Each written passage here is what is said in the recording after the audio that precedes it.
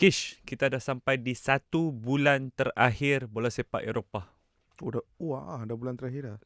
Kira satu bulan terakhir sebab seminggu di bulan 6 akan ada game lagi kan. Jadi ni dah masuk seminggu di bulan 5. Sedap tak sedap kita dah sampai. Aku ingat masa permulaan musim tu kan kita macam mana musim ni dengan World Cup di pertengahan musim. Kecoh juga Inilah rasa dah. Kecoh juga. Tapi musim 1 bulan terakhir ni maknanya habis je musim ni, terus tak ada kisah-kisah apa tu? Pembayaran gaji ataupun lampu limpah. Kan kita berbicara tentang bola sepak Eropah yang silap. saya garis bawahkan tadi. Silap. Tak apa. Kita tolak tepian tu. Kita mulakan Bola Itu Live episod hari ni.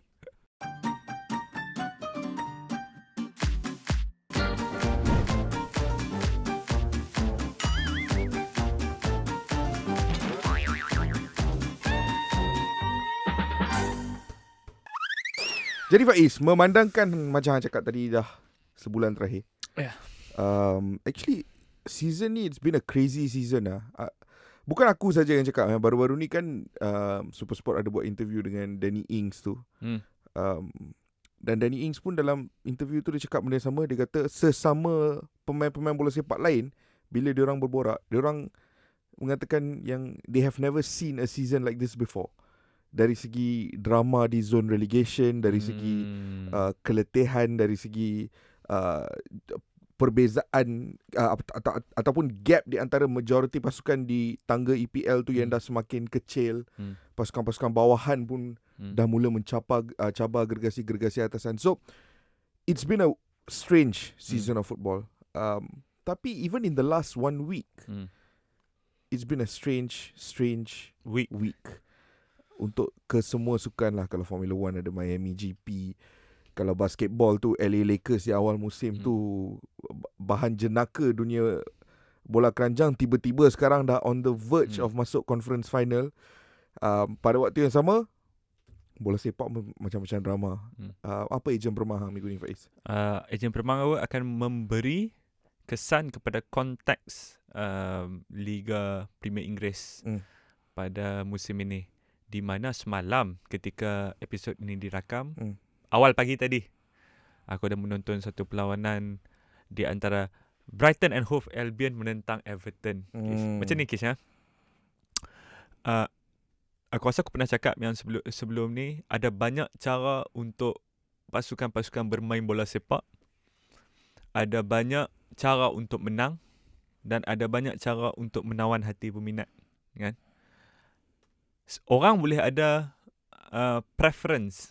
Orang boleh ada pilihan mereka sendiri mengikut selera mereka. Bola sepak jenis apa yang mereka suka, bola sepak jenis apa yang mereka advocate, bola sepak jenis apa yang memberikan sensasi bola sepak kepada mereka.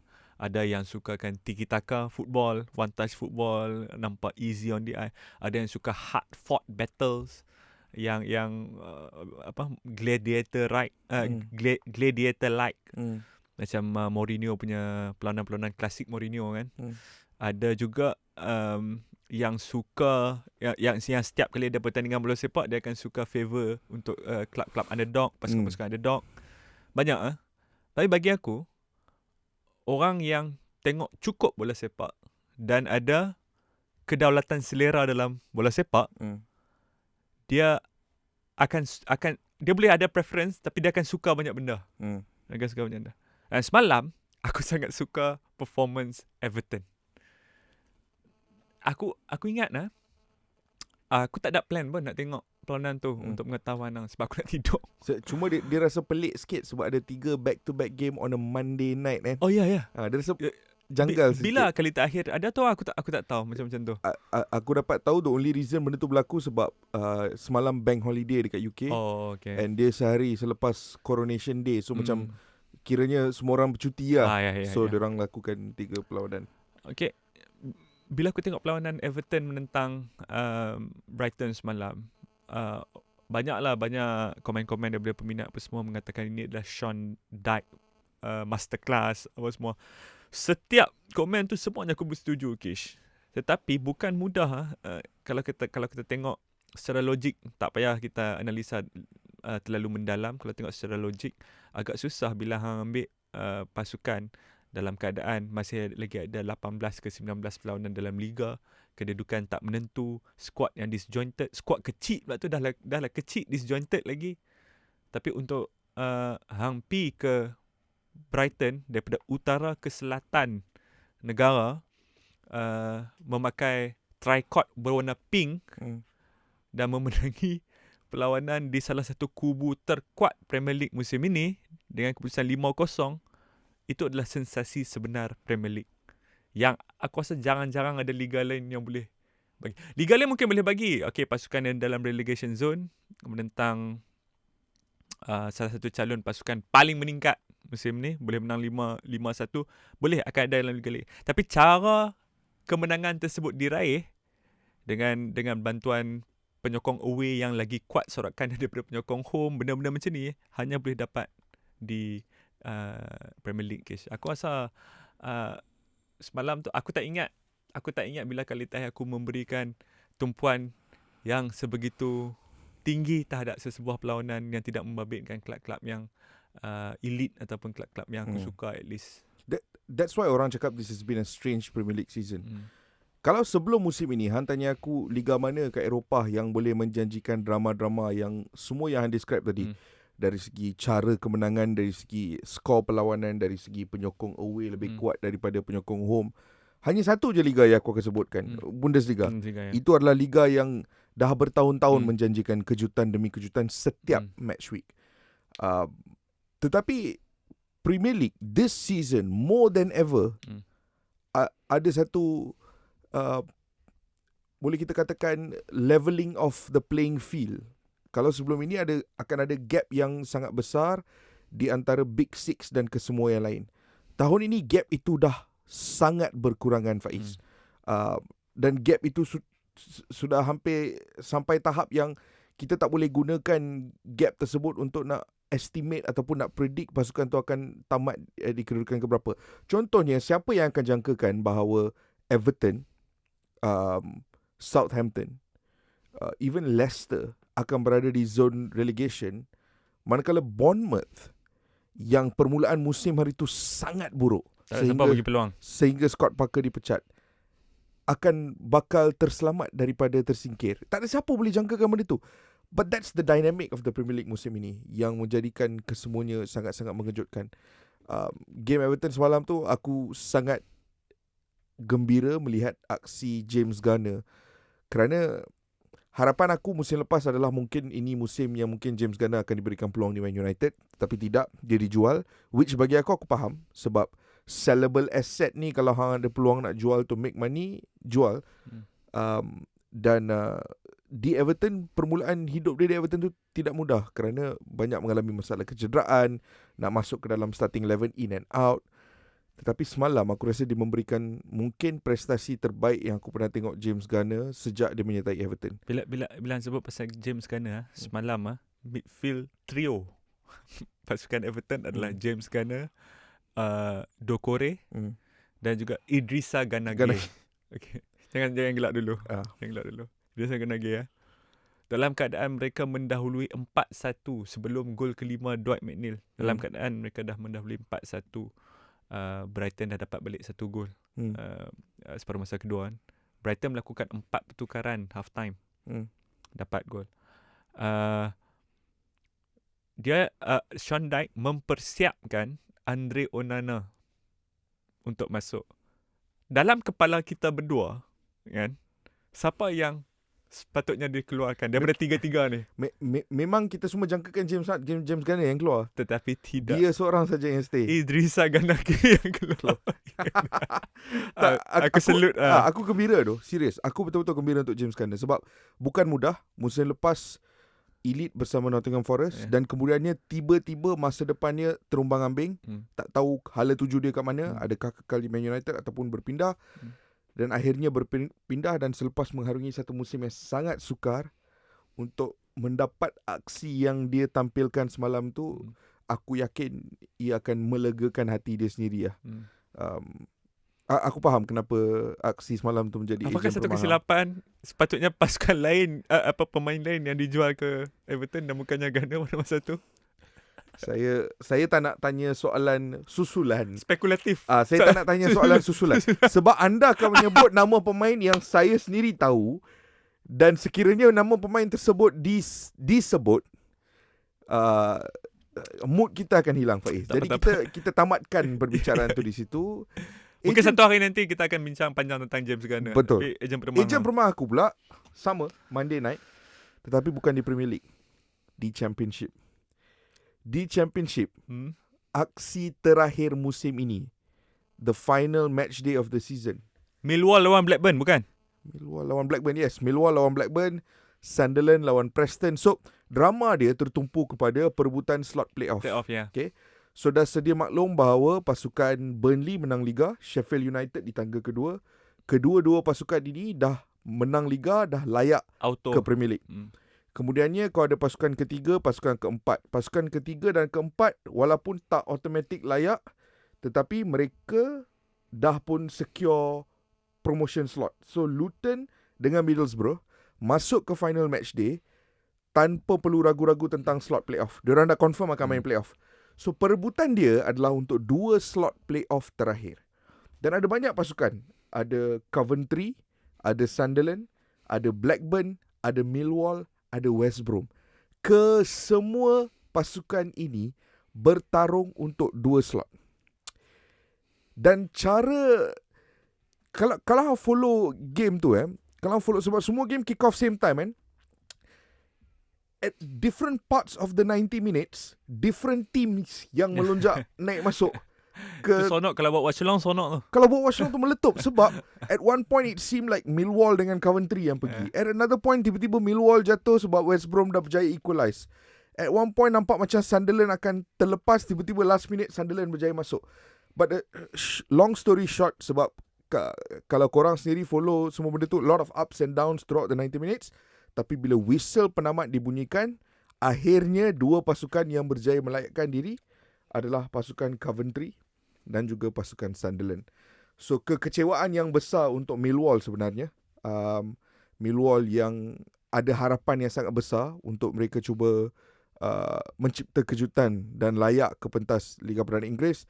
Kekecewaan juga untuk pasukan West Brom, yang aku baru saja sedar dikendalikan oleh John Dahl Tomasson. Tak pernah sedar benda tu. Kekecewaan untuk Blackburn Rovers yang ada Ben Brereton Diaz di bahagian hadapan, yang akan berberaksi untuk Villarreal musim depan. Yes. Tapi satu je yang aku nak cakap, Faiz. Aku nak fokus sejam permah aku terhadap Sunderland.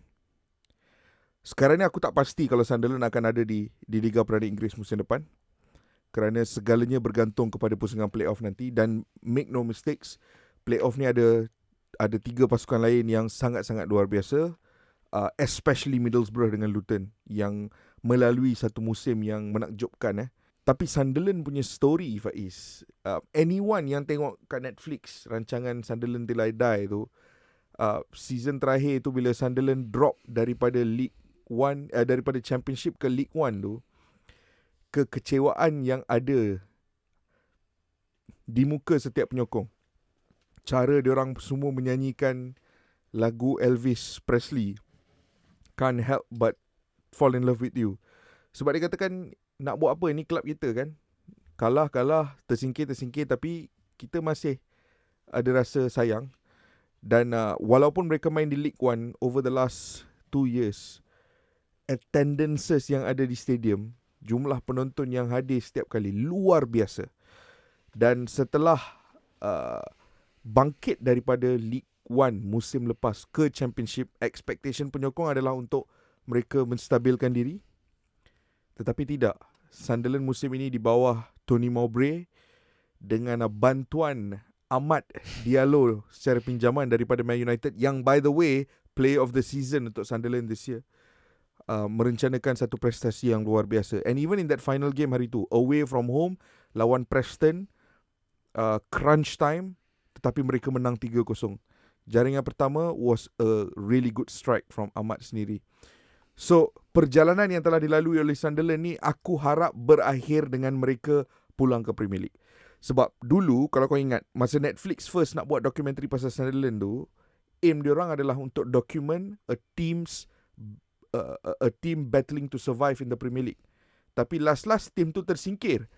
Season kedua pula Netflix cakap tak apa, season ni game plan kita nak masuk untuk document a team's comeback season to the Premier League.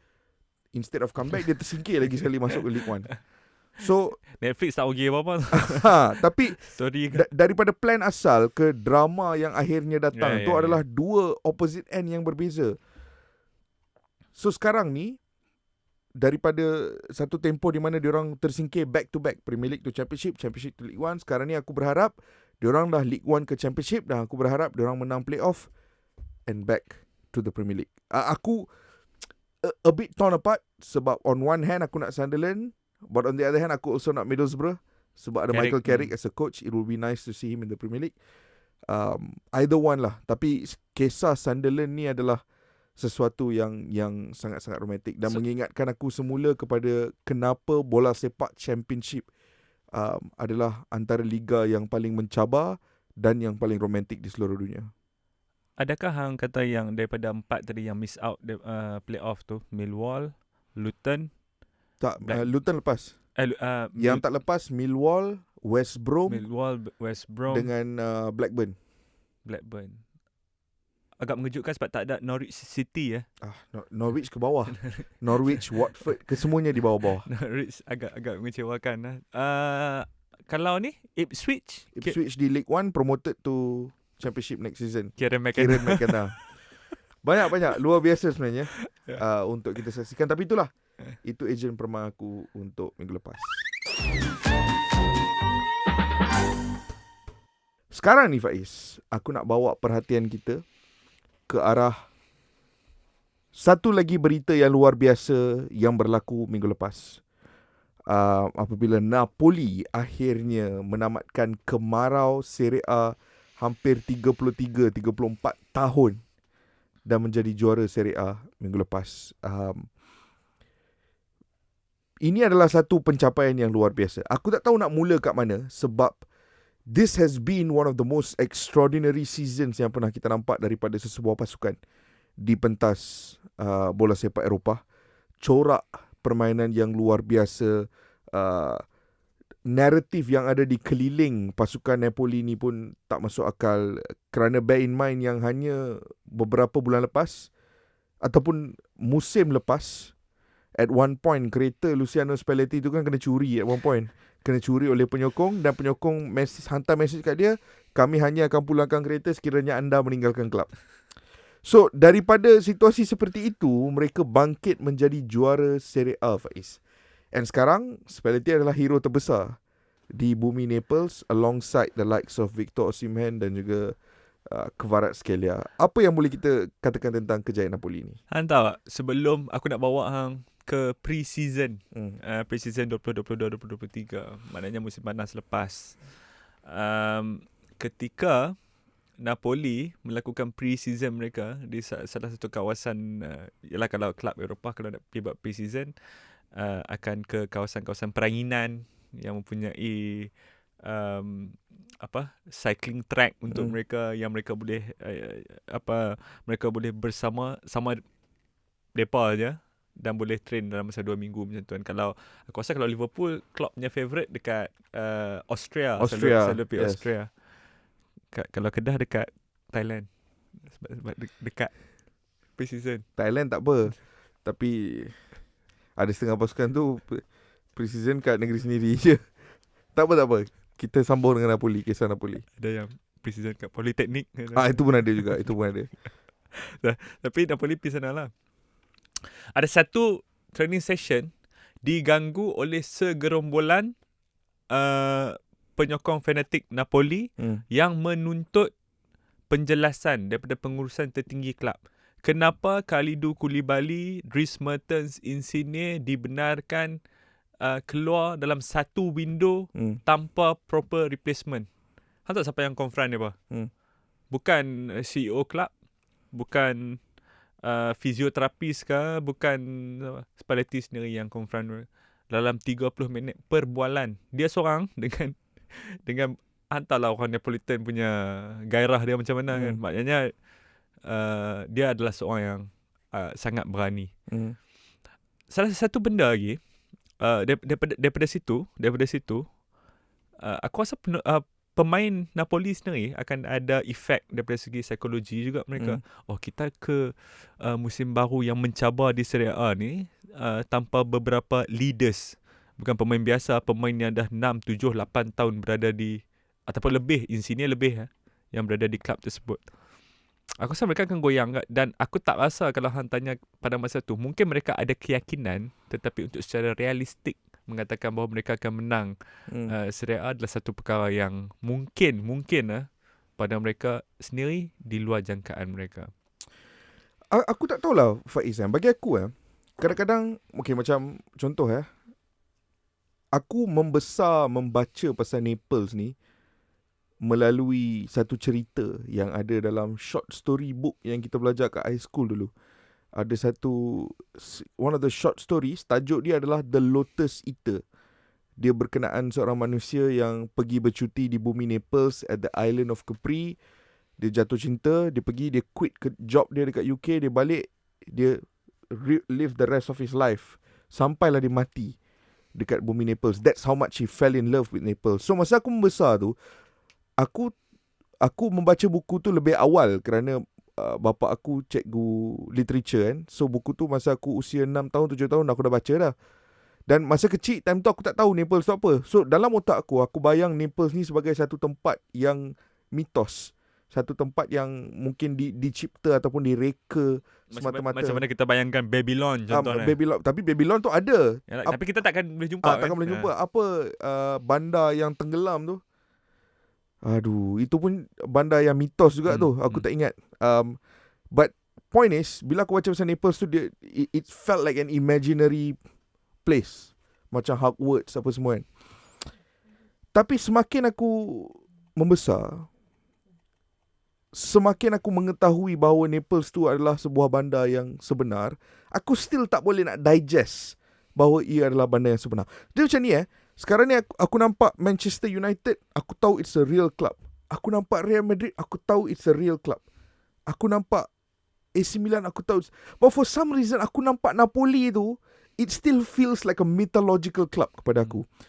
Contoh baru-baru ni aku ada terbaca yang, okay, so dekat Napoli kan ada satu gunung berapi yang besar, Vesuvius, Mount Vesuvius.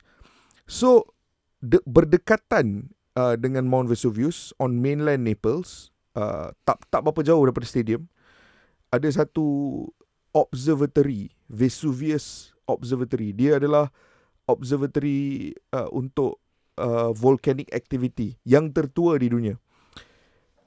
Dekat situ, saintis-saintis dia akan 24/7 memerhatikan trajectory graph. Kalau nak detect ada gempa bumi ke apa-apa kan, dia nak detect, dia akan perhatikan. Tapi ada setengah masa yang diorang takkan panik kalau dia naik turun, especially on match day.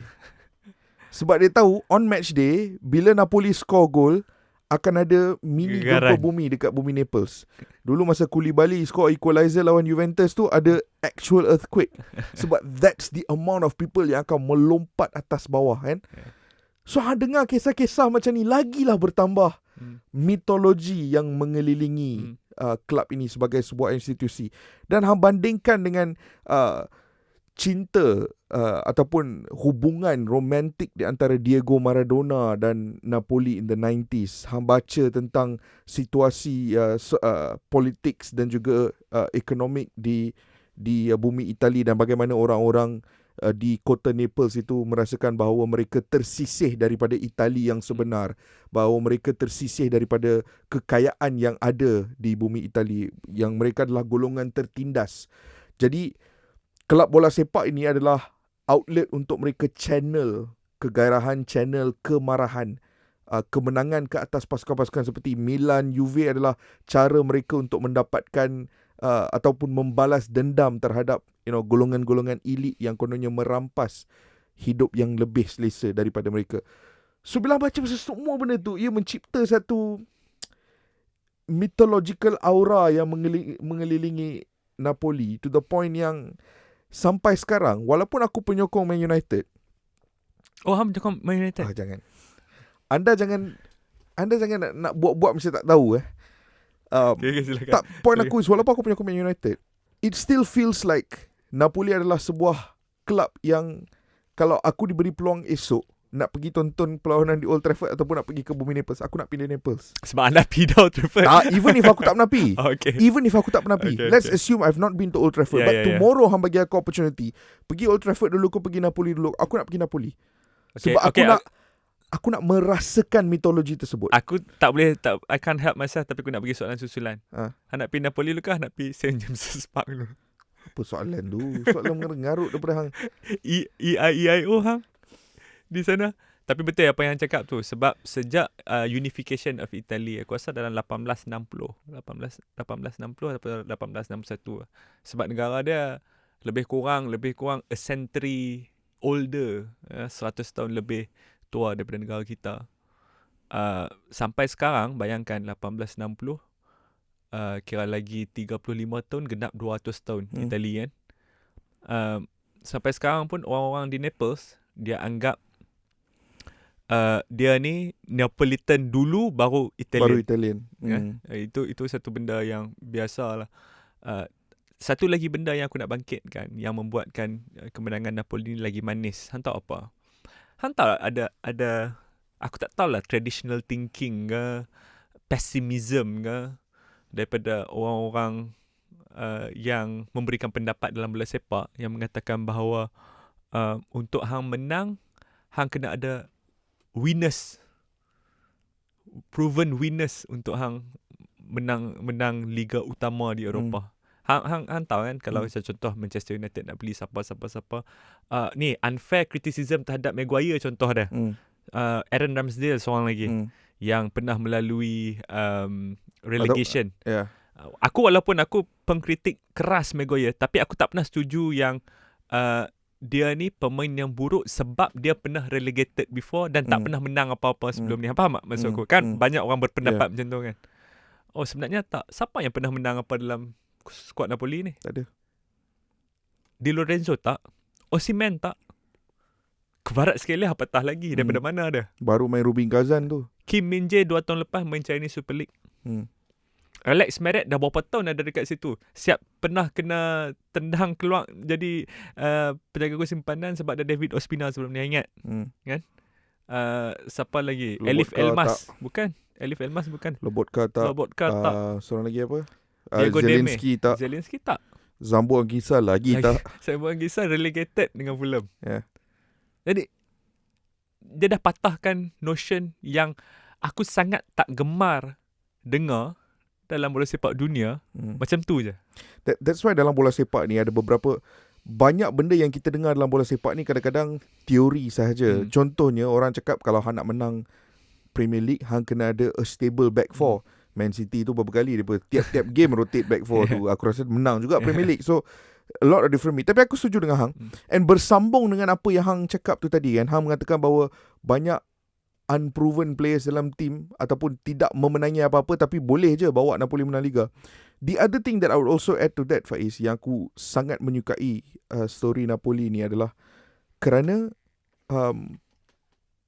Itali adalah sebuah negara yang menarik in a sense where aku takkan sifatkan negara tu sebagai negara yang racist. Tak.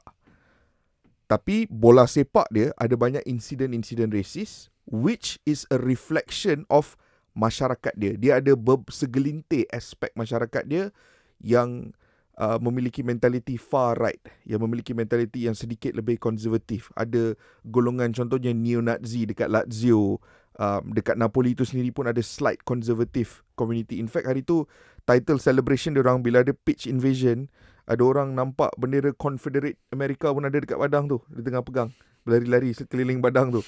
So it's a reflection of Italian society or some parts of Italian society. Dan apa yang aku paling suka pasal kejayaan Napoli ni adalah dua tiang utama di sebalik kejayaan ini. Seorang datang daripada benua Afrika, seorang datang daripada benua Asia. Kim Min-jae at the back, Victor Osimhen up front. Kedua-duanya bukan datang daripada Eropah, bukan datang daripada golongan berkulit putih, bukan datang daripada bangsa-bangsa yang dominan. Tidak. Mereka datang as outsiders masuk ke bumi Itali dan bantu membangkitkan semula pasukan Napoli. And that's a really powerful narrative untuk aku. Especially in the case of Victor Osimhen. Sebab kita tahu environment yang Victor Osimhen perlu lalui. Dia sendiri pernah bercerita dalam banyak temu bual. Beberapa stadium yang dia pergi, dia akan menerima cacian, makian, dan dia perlu menolak tepi ke semua situasi tersebut. Sama dengan Kalidou Koulibaly, dia pun pernah experience his fair share of incidents bermain di Itali. So melihat apa yang dilalui oleh Osimhen, dan juga all the doubt yang diletakkan terhadap nama Kim Min-jae apabila dia yang dibawa masuk untuk menggantikan Kalidou Koulibaly, untuk melihat at the end of that journey kedua-dua individu ni mengangkat Serie A bersama Napoli. Aku rasa it's a beautiful full circle yang menjadikan perjalanan Napoli ni juga luar biasa. Aku tahu Faiz, ramai yang akan sentuh pasal Osimhen, Kim Min-jae, Lobotka, even Kvaratskhelia.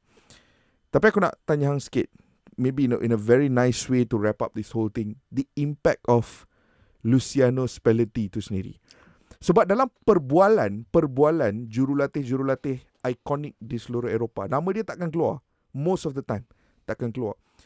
Dan dalam bola sepak Eropah sekarang ni, naratif yang dominan adalah bola sepak yang berpaksikan disiplin, structure, rigidness.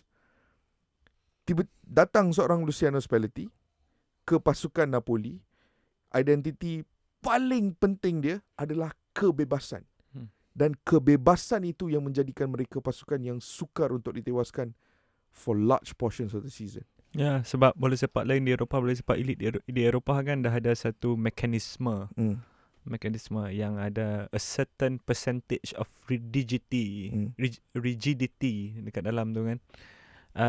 Dan ini aku rasa jurulatih yang datang daripada Itali yang lulusan Coverciano, lulusan sekolah bola sepak tertinggi, sekolah kejurulatihan tertinggi di Itali, semuanya ada mentaliti macam tu. Mereka lebih mementingkan karakter dan style daripada apa yang trending. Faham tak maksud aku? Begitu ini bukan dalam aspek bola sepak aja, ini dipraktikkan dalam semua aspek. Orang Itali pakaian dia ada certain elegance dekat situ. Pembinaan bangunan, architecture dia tak ikut trend-trend negara-negara maju lain. Dia ada style dia sendiri. Kereta dia ada prestige dia sendiri. Dan dalam kejurulatihan, prestige ini mungkin simbol kepada prestige tersebut adalah kebebasan ini. Walaupun dulu Itali adalah revolusioner dalam defending kan. Tetapi tetap saja pemain-pemain ofensif semua bebas. Nak buat apa pun bebas kan.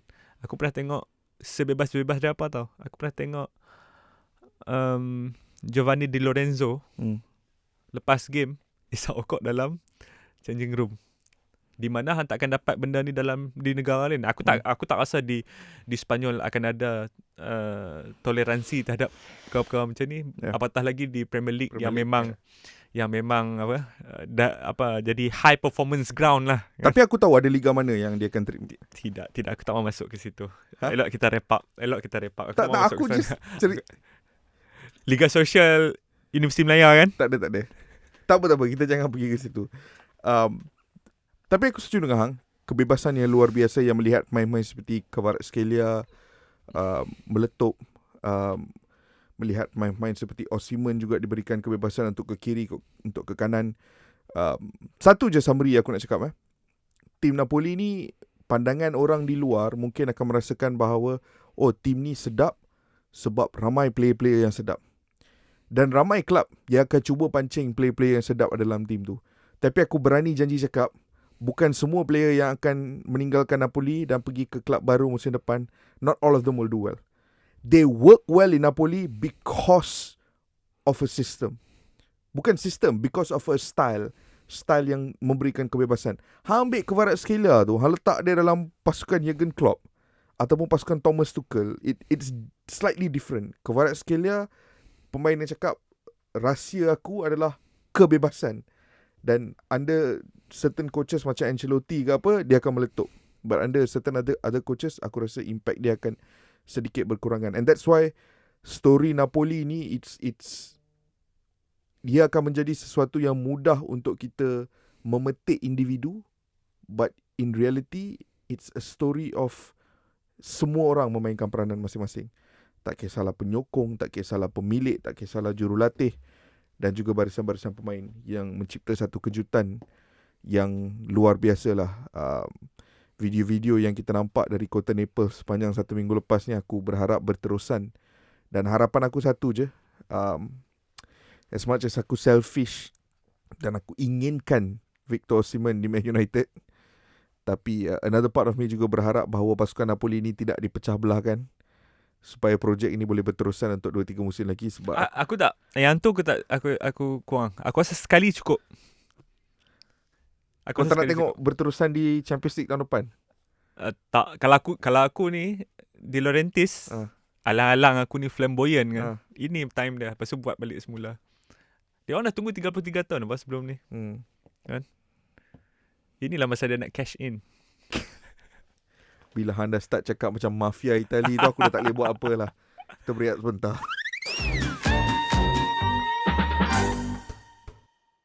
Kish, ada 2 penjaga gol dengan kesilapan yang menyebabkan lawan menjaringkan gol paling tinggi di Premier League. Satu adalah Hugo Lloris. Aku rasa tu kalau bagi quiz aku bagi hang pop quiz ni. Aku akan teka dia tekan dulu. lagi. Semua orang akan teka dia. Tapi betul. Dengan 4 kesalahan. Yang sama dengan dia, 4 kesalahan juga adalah penjaga gol yang mempunyai clean sheet paling banyak di Premier League musim ini.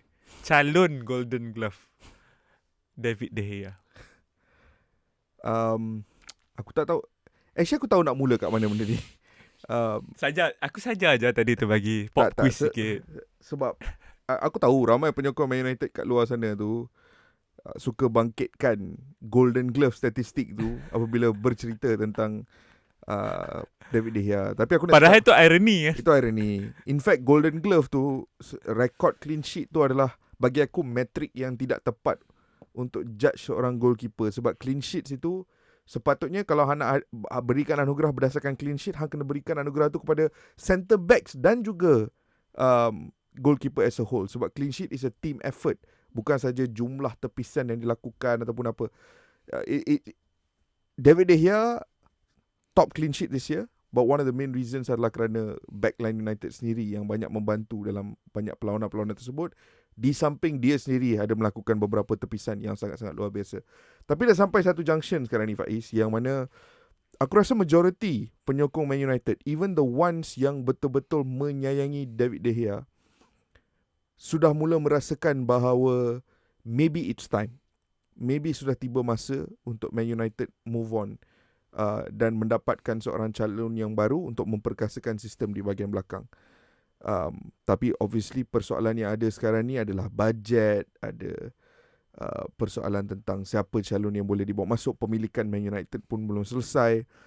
So ada banyak perkara yang perlu difikirkan oleh Erik ten Hag, oleh klub sebelum mereka melakukan apa-apa keputusan. Kita tahu yang Ten Hag sekarang ni cakap we want to extend De Gea's contract. Tapi kita juga sedia maklum bahawa Ten Hag sendiri tak tahu bajet apa yang dia akan dapat. Sebab pemilikan Man United belum settle. Dia kalau dah ada tahu. 500 juta pound daripada Qatar, Kish, macam mana? Mungkin lain lagi. Mungkin lain sikit dynamic dia. Kalau ada mungkin 300 juta daripada Daniel Radcliffe, mungkin lain sikit. Jim Radcliffe. Tapi realitinya, so this is the reality.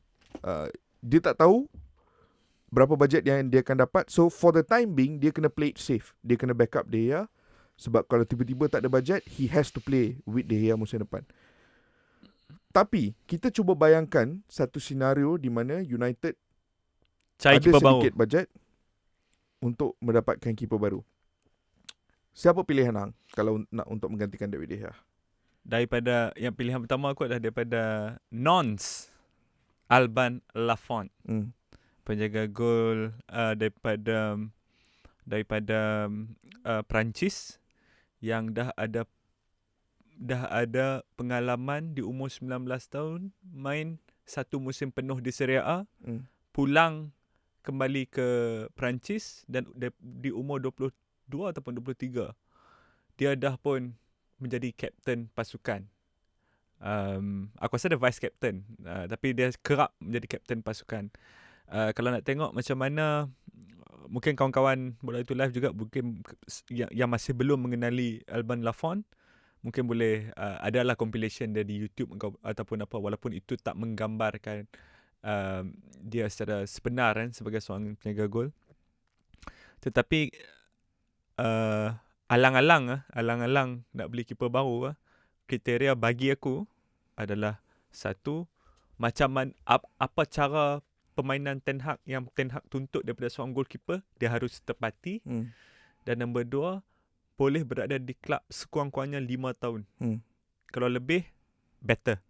Kan? Di usia 23 ni, ini yang menyebabkan Lafont aku letak lebih depan daripada pilihan kedua ketiga aku, Unai Simon ke siapa kan. Disebabkan umur, kematangan, dan aku rasa dengan dia pun dah bermain di peringkat tertinggi di 2 liga berbeza di Eropah. Dia dah bersedia, mungkin bersedia untuk ke Manchester United. Aku rasa Alban Lafont. Aku rasa ada 4 kriteria yang penting yang perlu dilihat oleh kelab dengan begitu teliti sebelum membuat keputusan. Sebab aku setuju dengan Hang, goalkeeper yang harus United bawa masuk seharusnya seorang penjaga gol yang boleh main lama. Sebab kita tahu United bawa Sir Alex dulu pun dia ada certain heritage to it. The gap di antara Peter Schmeichel dan Van der Sar tu menyaksikan bertahun-tahun mereka cuba mencari the perfect solution tapi tak dapat-dapat.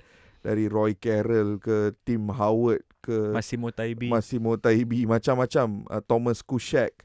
Semua keluar masuk tapi tak ada siapa until Edwin Van der Sar. Dan kemudiannya David De Gea. So sekarang ni the next generation perlu give the same level of longevity yang contohnya David De Gea bagi kepada Man United. Bagi aku 4 kriteria yang penting. Satu adalah shot stopping. Yang kedua adalah kebolehan untuk melakukan hantaran, tak kisah hantaran di bawah tekanan, hantaran pendek ataupun hantaran jauh, everything all together. Yang ketiga adalah willingness to get outside the box untuk melibatkan diri dalam aksi defensif. That means untuk close down players, kena agresif, bukan konservatif di dalam kotak penalti sendiri saja. Dan yang keempat adalah high claiming. Whether it's set piece situations ataupun crosses, kena ada keberanian untuk keluar. Aku tak cari penjaga gol ataupun aku tak rasa it's realistic untuk mencari penjaga gol yang akan jadi the best in every single one of this category. Tapi kena above average in every single one of this category. Dan bagi aku, penjaga gol yang aku rasa sangat above average in a lot of these categories, salah satunya adalah Bryce Samba yang beraksi untuk RC Lens yang sedang overperform dekat Ligue 1 musim ini. Dia goalkeeper Nottingham Forest sebenarnya musim lepas. Tapi Nottingham Forest nak extend kontrak dia tak nak. Dia yang nak belah. Dia nak belah pergi France, balik. So dia join RC Lens and that's why Nottingham Forest dapatkan Dean Henderson and then eventually Keylor Navas. Tapi this year performances dia dekat RC Lens tu sangat-sangat luar biasa. Dan dia adalah above average. Dan kalau hang bandingkan dia with De Gea and all those criteria, he beats De Gea in every single one of them, including shot stopping. And kebolehan dia untuk melakukan kesemua tugas tersebut at an average level, above average level, bagi aku makes him a really strong candidate. Sebab kalau contohnya Ten Hag kita tahu is a coach yang sangat ada variety kepada corak permainan dia. Kalau Ten Hag nak main route one, kalau dia nak main direct, Bryce Samba can play that style. Kalau dia nak Bryce Samba build up from the back, dia boleh lakukan tugas tersebut. So he offers versatility. Itu pilihan pertama aku lah. Pilihan kedua siapa? Pilihan kedua aku Costa lah. Diogo Costa. FC Porto. Aku akan ada beberapa perlawanan tactical battle dalam musim ni yang aku ingat. Salah satu dia masa Brighton lawan United yang Brighton menang 1-0 tu, itu adalah tactical battle yang aku ingat sebab for the first time, walaupun United kalah, for the first time aku tengok United bertahun-tahun dalam perlawanan yang melibatkan tactics ni. United tak, at least tak bagi malu lah. Tak bagi malu Manchester United itu. Dan nombor 2, aku ingat satu perlawanan Champions League melibatkan Porto, di mana di situ adalah a demonstration of Diogo Costa's capability. Seorang penjaga gol yang modern, tapi yang paling menarik perhatian aku bukanlah kemodenan gaya permainan dia, tapi cara dia command from the back. Aku rasa dia salah seorang leader juga. Aku respect dia sebab dia boleh main 12 tahun sebagai penjaga gol utama Manchester United tanpa menjadi seorang yang terlalu vokal atas padang. Itu aku respect.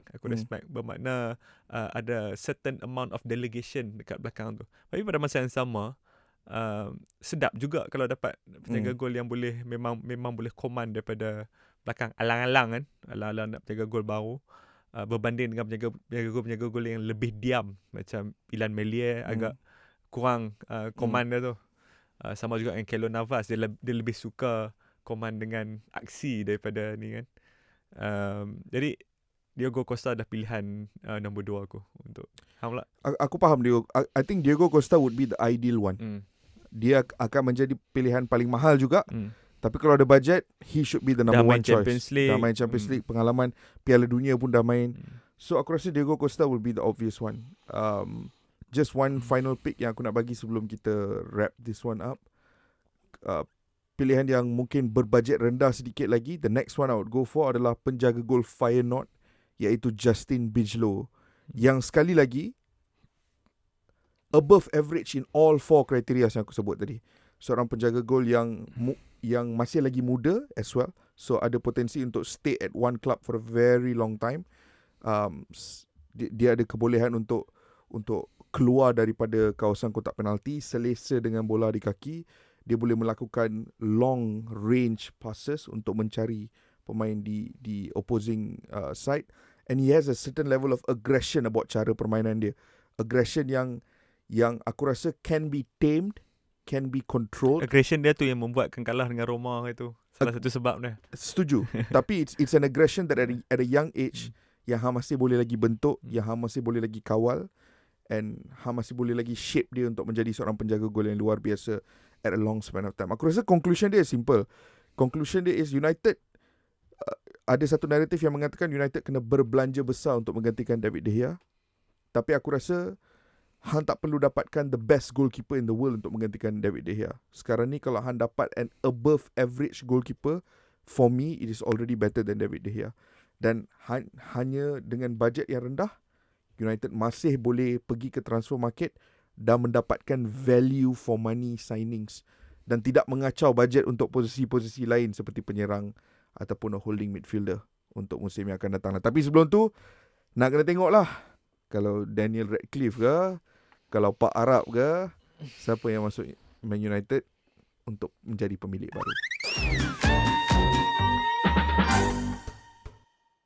So macam biasa Faiz, last part of show ni kita akan berbicara tentang this or that, itu atau ini. Memilih daripada 2 senario ataupun 2 option yang berbeza.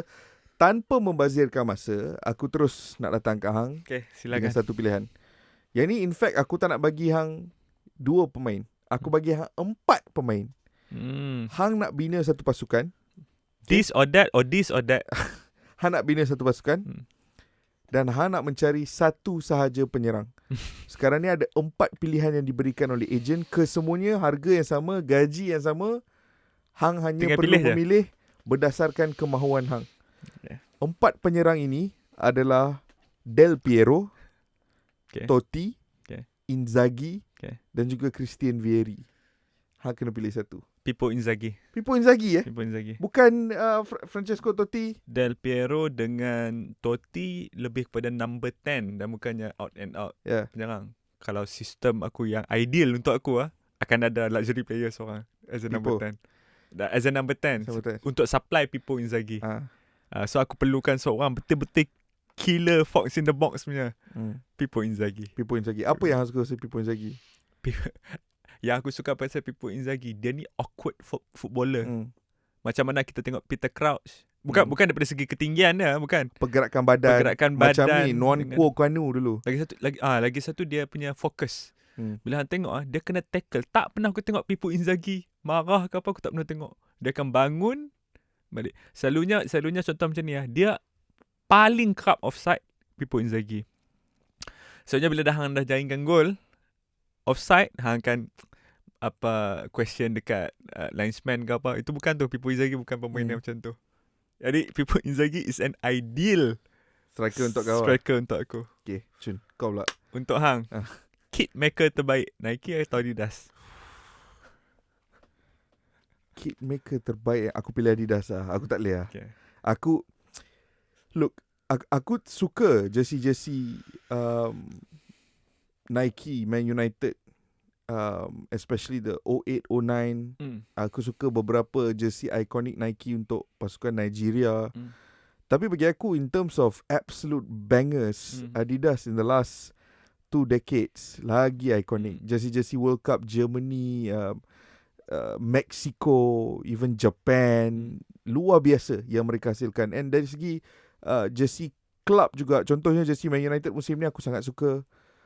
And there's been a lot of different iconic kits yang mereka produce lah. And there's something about that 3 stripes yang aku rasa aku akan pilih kit daripada Adidas lah, bagi aku. Satu yang favourite daripada Adidas?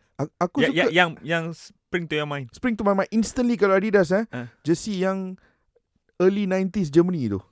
Yang dia macam ni, betul dia turun macam tu. Aku suka betul jersey tu. Aku tak tahu kenapa, but that's the one that comes to my head instantly bila sebut Adidas. Dengan ni lah jersey Mexico dekat Piala Dunia baru-baru ni pun lawa juga. Ada satu yang dia tak sempat pakai tu, yang ada Aztec punya design warna purple kalau tak silapku. Yang tu memang sedap lah. Kalau aku ni jersey Bob Marley Ajax. Yang tu pun lawa. Jersey tu pun ikonik.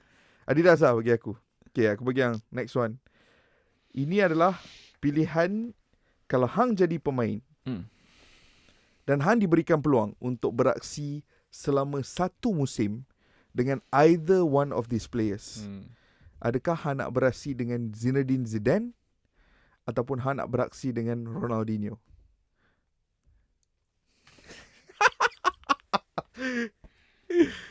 Come on. Kedua-duanya berbeza, menawarkan perkara yang berbeza, tetapi kedua-duanya adalah idola sepanjang zaman lah.